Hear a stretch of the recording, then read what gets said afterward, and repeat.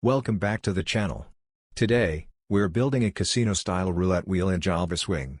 You'll see how to use custom graphics, animation, and UI controls to make the wheel spin, slow down, and land on a winning number. It's a fun project to level up your Java skills, so let's get started. Create a new class and name it Roulette Wheel. This will be our main class for the entire project. Before we start coding, let's import everything we need. Swing gives us swing components like JFrame, JPanel, JButton, for our UI. AWT gives core drawing tools, graphics, color, font, and basic shapes. Event gives event handling for things like button clicks, and our animation timer of fine transform lets us rotate and transform the wheel smoothly while drawing secure random, a stronger random number generator for fair spins and results arrays, hash set, and set. Utilities for building the red/black number sets and quick lookups when coloring pockets. With these imports in place, we're ready to build the wheel UI, draw graphics, and animate the spin.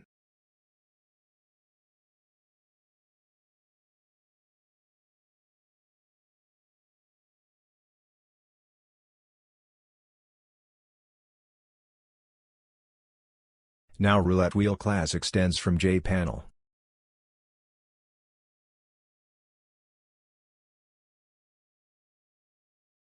Next, let's add two important components for our interface. First, a J label called Result Label.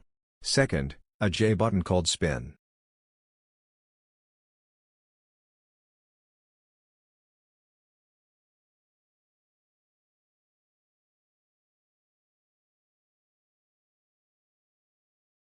Now we'll define the sequence of numbers on the roulette wheel. This array, called numbers, contains all the values from 0 up to 36, arranged in the exact order they appear on a real European roulette wheel. By storing the numbers in this array, we can loop through them when drawing the pockets, making sure each slot on the wheel matches the authentic casino layout.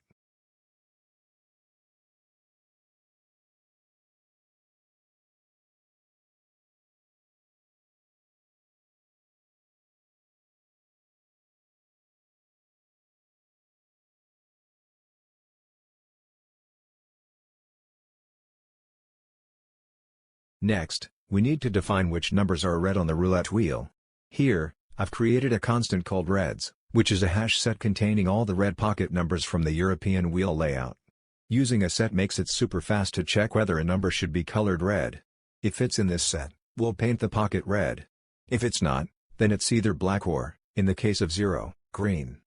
This way, our wheel will have the authentic red and black pattern you see in real casinos.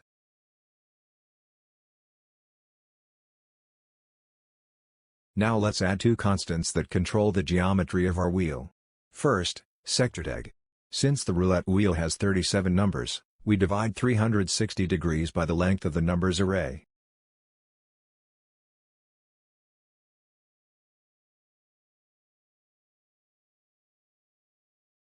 Next, base tag. I've set this to 90 degrees, which points straight up, or 12 o'clock.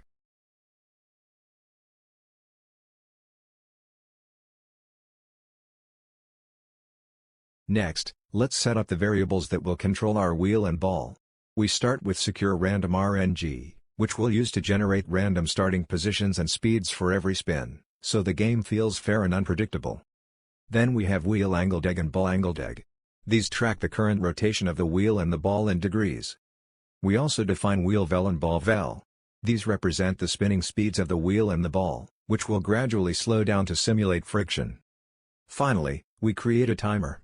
This is the heartbeat of our animation. It updates the wheel and ball many times per second, creating smooth spinning motion.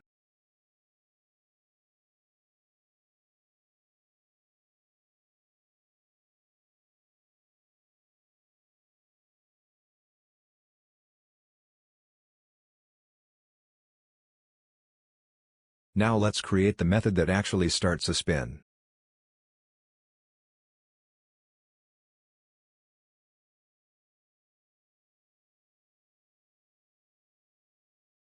Inside Start Spin, we first assign random speeds to the wheel and the ball. The wheel will spin a little slower, between 6 and 10 degrees per tick, while the ball is much faster, between 18 and 28 degrees.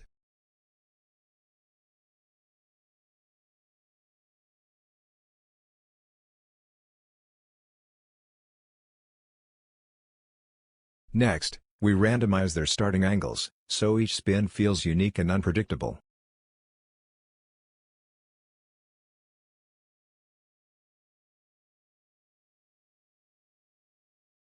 Then we update our result label to show spinning, set the color to a light gray, and disable the spin button so the user can't press it again while the wheel is already moving.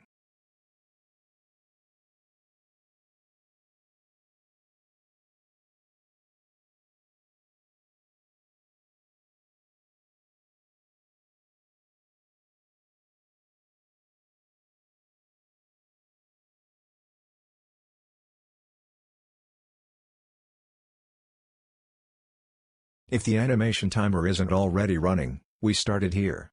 And finally, we call repaint to refresh the panel and immediately show the updated state.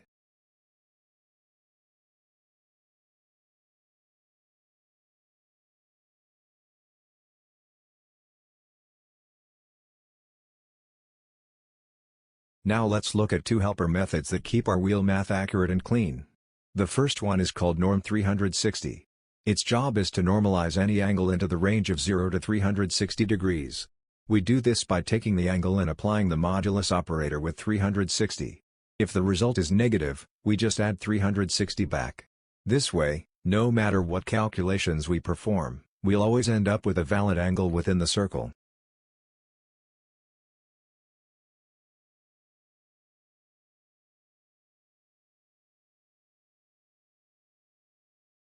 The second helper is pocket centered egg.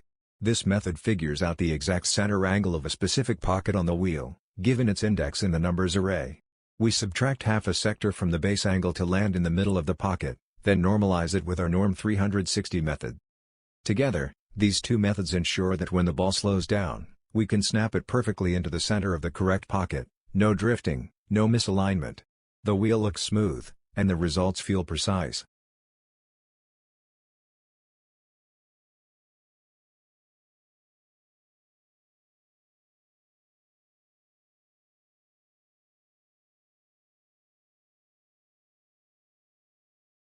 Now let's add a small helper method called angular distance CW. This method takes two angles, A and B, and figures out how far apart they are on a circle. First, it normalizes both angles so they're always between 0 and 360 degrees. Then it finds the absolute difference between them. Because angles can wrap around the circle, we return the smaller of the two possibilities, either the direct distance or the wraparound distance. This is really useful for checking how close the ball is to the center of a pocket, no matter where it lands on the wheel.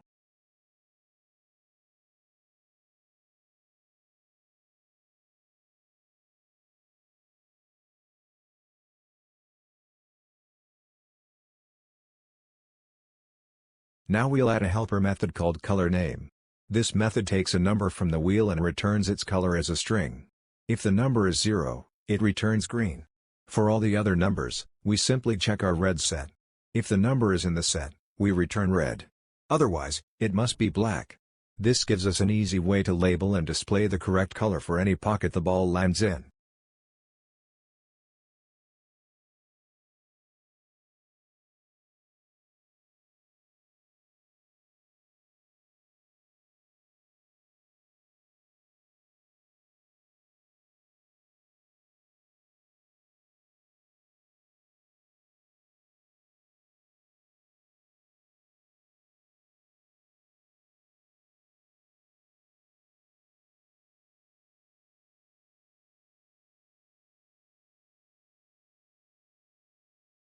Now let's create a method called showResult to display the outcome of each spin.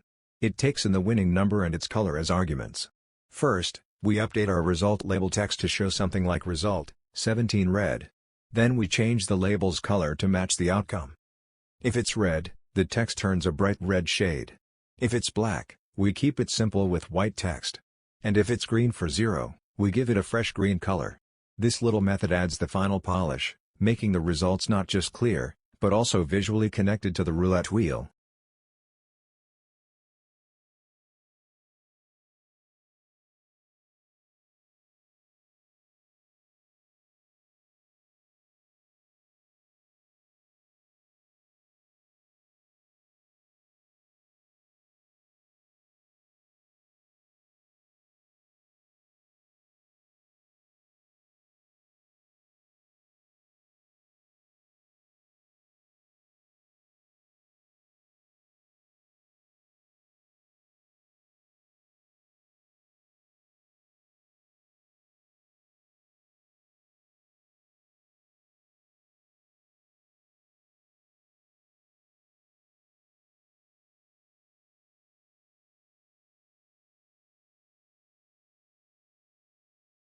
Next, we'll add a method called nearest pocket index. This method figures out which pocket the ball is closest to when it slows down. We start by setting a variable called best delta to a really large number, and best to 0. Then we loop through every pocket on the wheel. For each pocket, we calculate the center angle using pocket centerdeg, and then measure the distance between the ball's current angle and that pocket center using angular distance CW. If that distance is smaller than our current best, we update best delta and store the pocket index as best.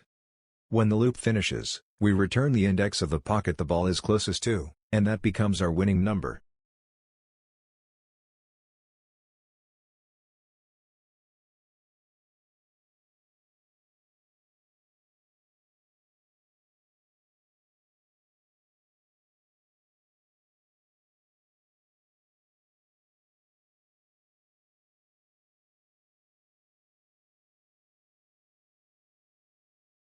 Now let's look at the onTick method, which runs every time our timer updates the animation.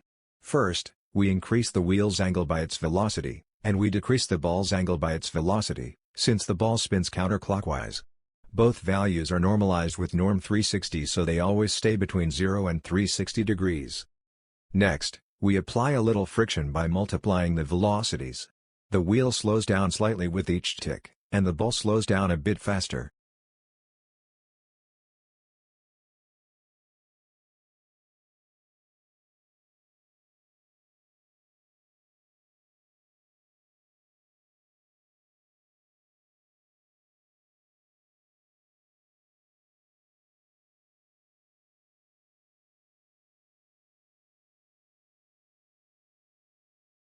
We also check when the ball has slowed down enough. If the ball's velocity drops below 0.2, that means it's practically stopped. At this point, we stop the timer, which ends the animation loop. Once the ball has stopped, we need to figure out exactly where it landed. First, we calculate rel, the ball's angle relative to the wheel's current rotation. Next, we call nearest pocket index, which tells us the index of the pocket closest to that angle. From there, we grab the actual number from our numbers array, and finally, we call color name to determine whether it's red, black, or green. This gives us the winning result, both the number and its color.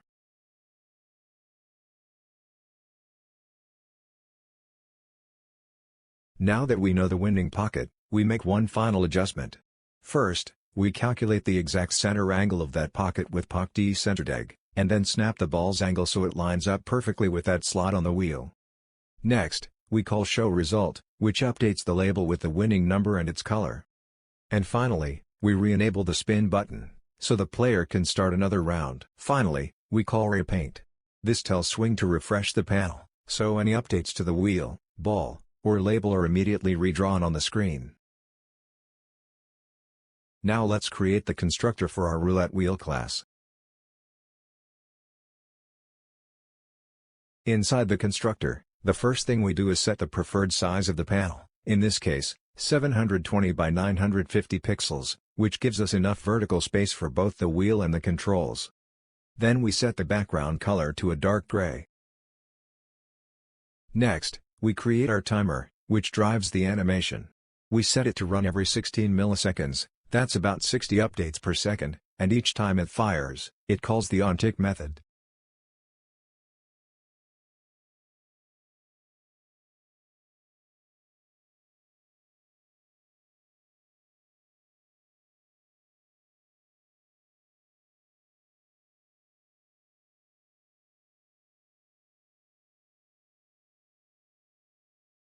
Now we create the result label, which will show messages like click spin, spinnin', and the final result. We align the text to the left, set the font to bold sans serif at size 20 for readability, and make the text color white so it stands out against the dark background. Finally, we add an empty border with some padding, giving the label a little breathing room inside the panel.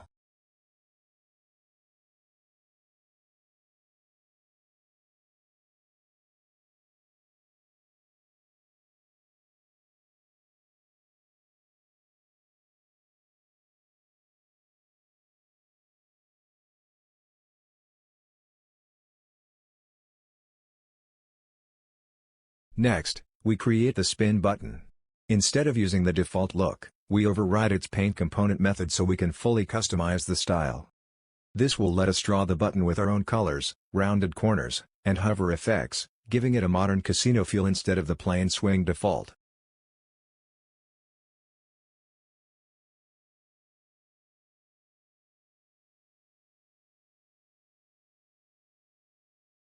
Inside the button's paint method, we first create a new graphics 2D object from the original graphics. Then we enable anti-aliasing so the edges of our button and text are smooth. This makes the custom button look polished and professional.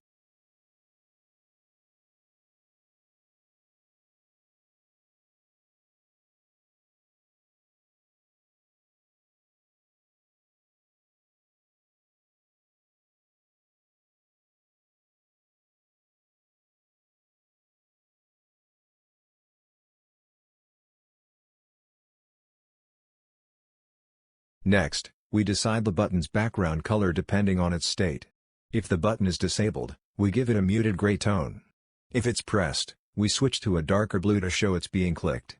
When the mouse is just hovering, we use a brighter blue for the hover effect. And in its normal state, the button shows a standard deep blue color. This little touch makes the button feel interactive and modern, instead of flat and static.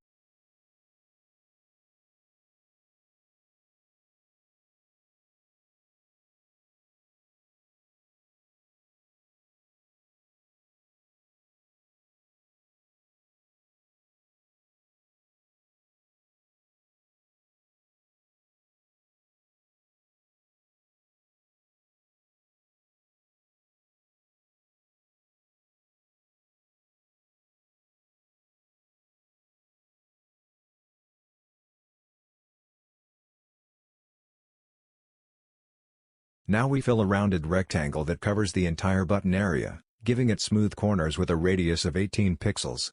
After that, we switch the drawing color to white, which we'll use for the button text so it pops clearly against the blue background.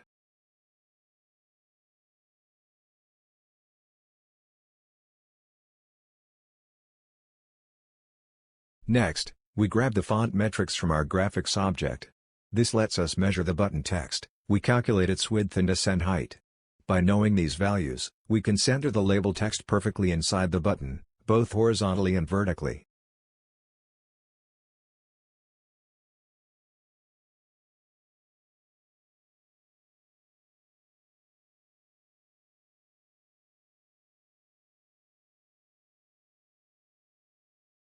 Now we draw the button text right in the center, using the width and height measurements to perfectly align it. Finally, we call dispose on the graphics object to clean up resources once the button has been rendered.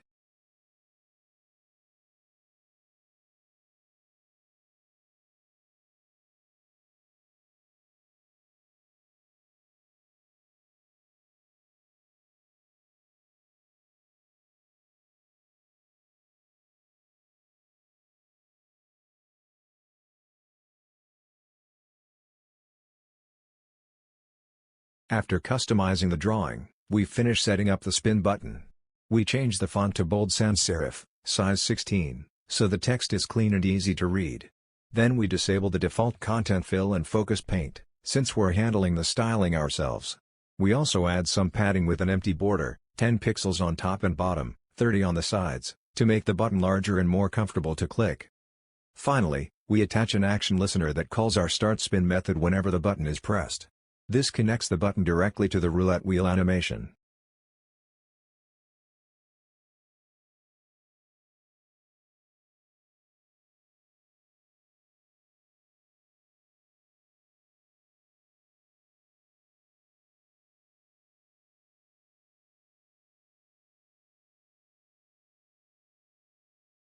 Now we'll create a panel at the bottom to hold our result label and spin button. We start with a J panel named South, and set its layout to a vertical box layout so the components stack on top of each other. We keep the background the same dark gray for a consistent style, and add a border with 15 pixels of padding on all sides. Inside this panel, we first add the result label. Then we insert a vertical strut, just a small spacer, to leave some breathing room. Next, we create another panel called Button Row, using a flow layout aligned to the left. We make it transparent by setting opaque to false, and add the spin button inside it. Finally, we add this row back into the South panel. This way, the label sits above, and the button is neatly placed just below it.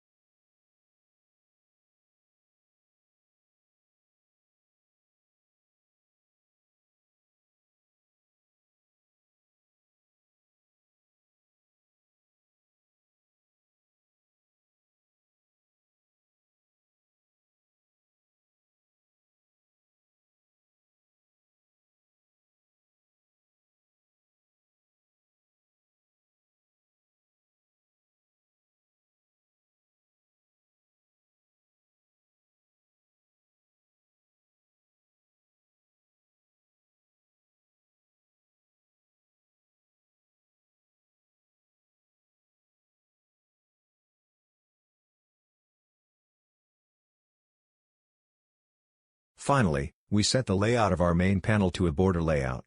Then we add the south panel to the south position, which locks it neatly at the bottom of the window.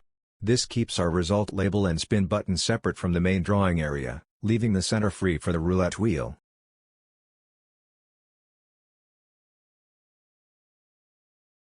Now we're going to override the paint component method. This is the special method in Swing that handles all the custom drawing. Every time the panel needs to update, whether from the timer, a resize, or a repaint call, this method is triggered. Inside Paint Component, the first thing we do is call Super Paint Component. This clears the background so we always start fresh. Next, we create a new Graphics 2D object from the incoming graphics. This gives us access to more advanced drawing features. Then we turn on anti-aliasing, which smooths out lines, curves, and text. Without it, the wheel would look jagged, but with it, everything renders clean and sharp.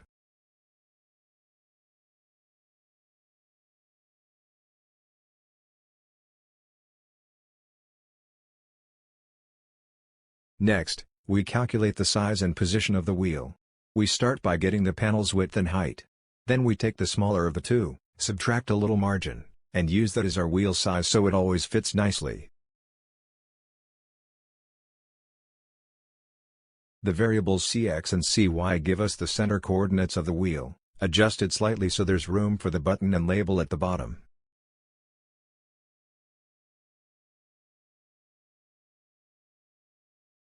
From there, we set our outer as the outer radius, and finally, calculate X and Y so we know where to draw the top left corner of the circle.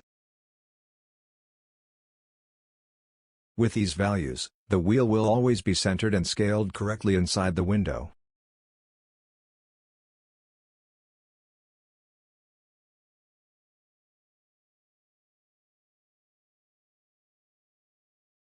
Now we set the color to a very dark gray, almost black, and draw a slightly larger circle around the wheel using fill oval.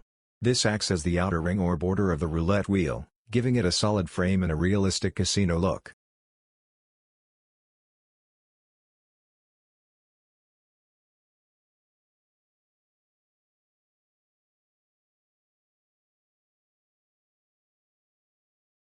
Before drawing the pockets, we save the current graphics transform so we can restore it later.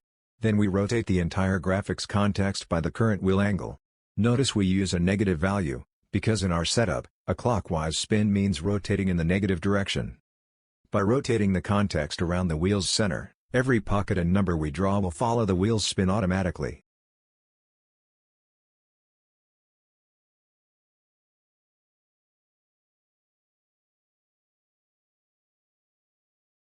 Now we start a loop that goes through every number on the roulette wheel.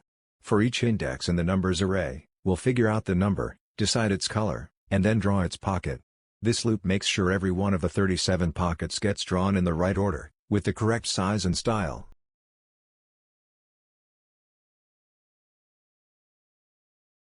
Inside the loop, we grab the current number from the array. If the number is 0, we set its color to green. If it's in our red set, we use a bright red color. Otherwise, it's a black pocket, shown with a dark gray shade. This simple check gives each pocket its authentic roulette color scheme.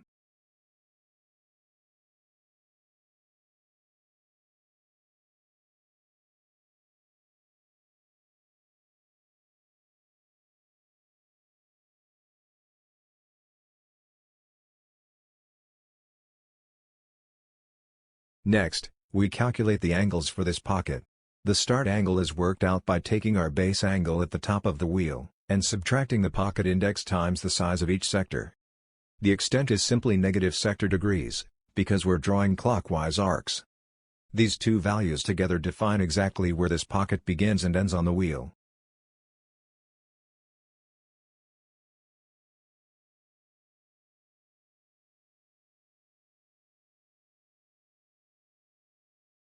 Now we set the graphics color to the pocket's value, green, red, or black, and use fill arc to draw the wedge. This creates the actual pocket slice on the roulette wheel, perfectly aligned with the start and extent angles we calculated earlier.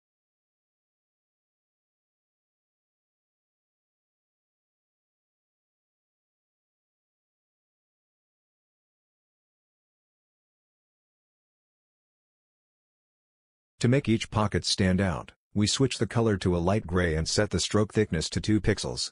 Then we call draw arc with the same angles, but just slightly inset, so it doesn't overlap the fill. This adds thin white separators between the pockets, giving the wheel a sharp, realistic casino look.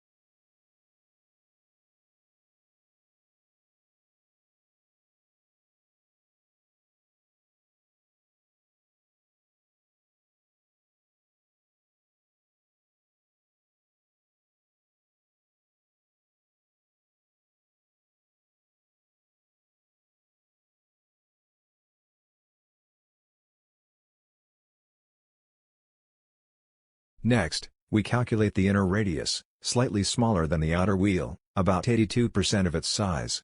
We set the color to a dark gray, and then draw a filled oval inside the wheel. This creates the inner ring background, which gives us a clean space to place the roulette numbers around the edge.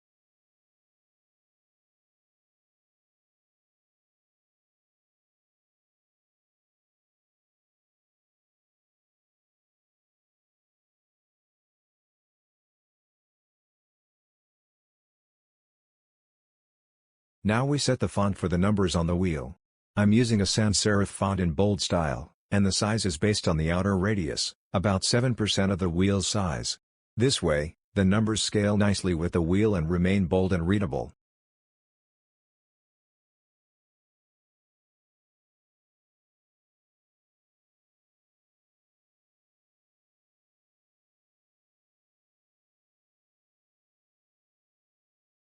Now we create another loop that goes through every number on the wheel. This ensures that all 37 numbers are placed evenly around the inner ring.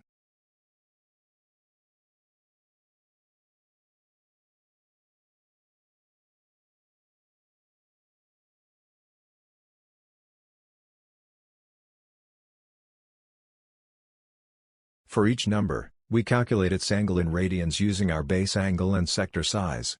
Then, using cosine and sine, we find the x and y coordinates where the number should be placed, about 92% of the radius from the center so it sits neatly near the edge. We convert the current number to a string, and then use font metrics to measure its width and height. This helps us center the text properly, so every number is evenly aligned around the wheel.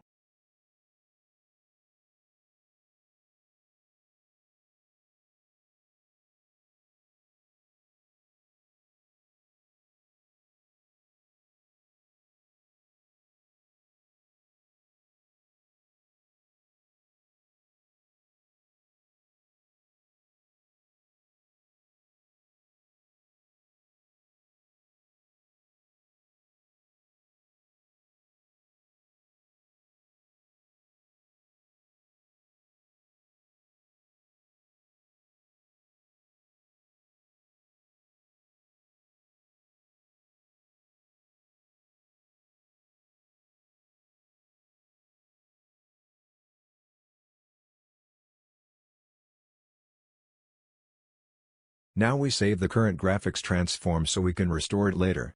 Then we translate the drawing position to the calculated coordinates for this number. Next, we rotate the graphics so the number always appears upright, no matter where it sits on the wheel. We set the color to white, and draw the string, centered using the width and height we measured earlier.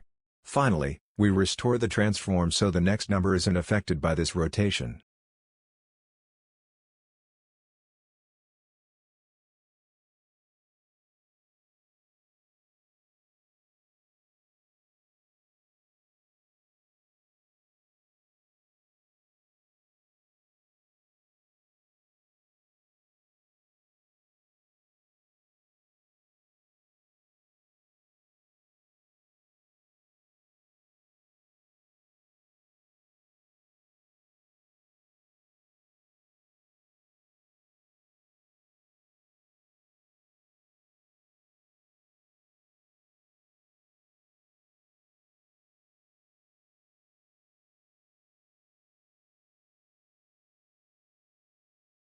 Next, we draw the center hub of the roulette wheel.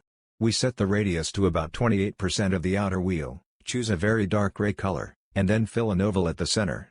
This creates the solid middle section of the wheel, just like you'd see on a real roulette table.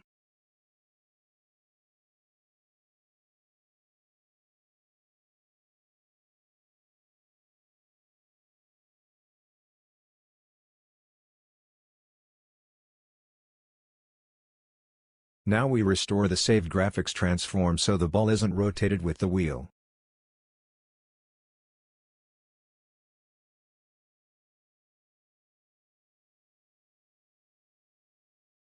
Now let's move on to the part where we draw the roulette ball itself. We'll start by calculating the radius of the ball's track. Notice here, I've set our ball to be about 88% of the outer wheel's radius. Why 88? Because we don't want the ball sitting right on the very edge, and we don't want it too far inside either. This value places the ball neatly along the track, just outside the numbered pockets, which is where it belongs in a real roulette wheel. Next, we need to figure out the ball's position around the circle. For that, we convert the ball angle deg value into radians. Remember, Java's math functions like sine and cosine always work with radians. Once we have the angle in radians, we can use basic trigonometry to find the x and y coordinates of the ball. We take the center of the wheel, then add the cosine of the angle times the radius for the x-coordinate, and subtract the sine of the angle times the radius for the y-coordinate. Subtraction here is important, because in computer graphics the y-axis grows downward, which is the opposite of normal math coordinates. At this point, the values bx and by give us the exact center point where the ball should be drawn on the wheel. Now we need to decide how big the ball should be.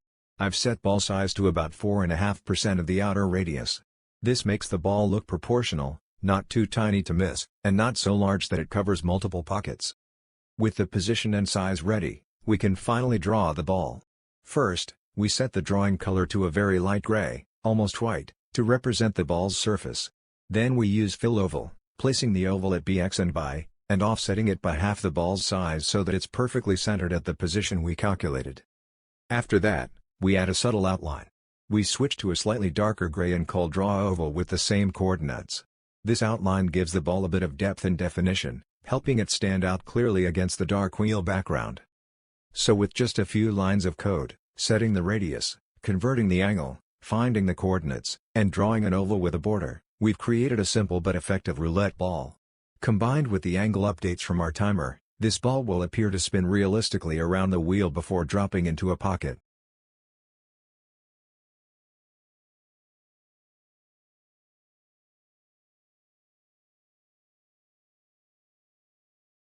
Finally, we call dispose on the graphics object to clean up resources after all the drawing is finished. Now let's add the main method. This is the entry point of our program. Inside the main method, we wrap our UI code and swing utilities invoke later. This makes sure the entire user interface is created on the event dispatch thread, which is the safe and recommended way to start any swing application. Inside this block, we first create a new JFrame and give it the title Roulette Wheel, Java Swing. We set the default close operation to exit on close, so the program shuts down when the window is closed. Next, we set the content pane to a new instance of our Roulette Wheel class, which contains all the drawing and game logic. Then we call pack method, which sizes the window based on the preferred size we set earlier. We center the window on the screen with set location relative to null, and finally, make it visible with set visible true. At this point, our full roulette wheel game is ready to run. And that's it, we've built a complete roulette wheel in Java Swing, with smooth spinning, realistic slowing, and color-coded results. Along the way, you learned about custom graphics, animation timers, UI design, and event handling in Swing, skills you can reuse in any desktop project. If you found this tutorial helpful, please subscribe to the channel and hit the like button. It really helps support me in making more projects like this. Thanks so much for watching, and I'll see you in the next video.